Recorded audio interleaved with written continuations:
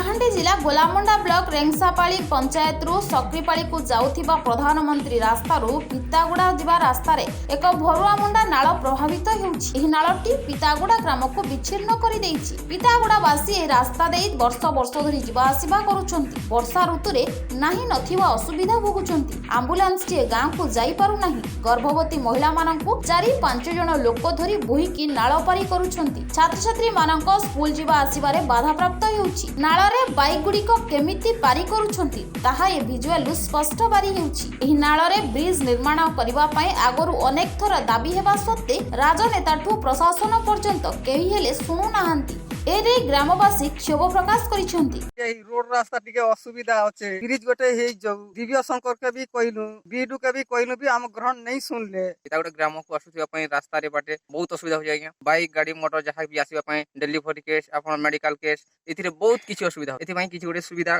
करो। रास्ता रे बहुत प्रॉब्लम्स हो जाय आज्ञा। डायरे फेरे जो कोन से नले भी रास्ता रे आज्ञा जेबा रास्ता प्रॉब्लम्स हो जाय आज्ञा। ब्रिज गोटे हेले आपन संगे चिर प्रकृति हम आज्ञा। गोलामुंडा ईश्वर पटन का रिपोर्ट कामयाब टीवी।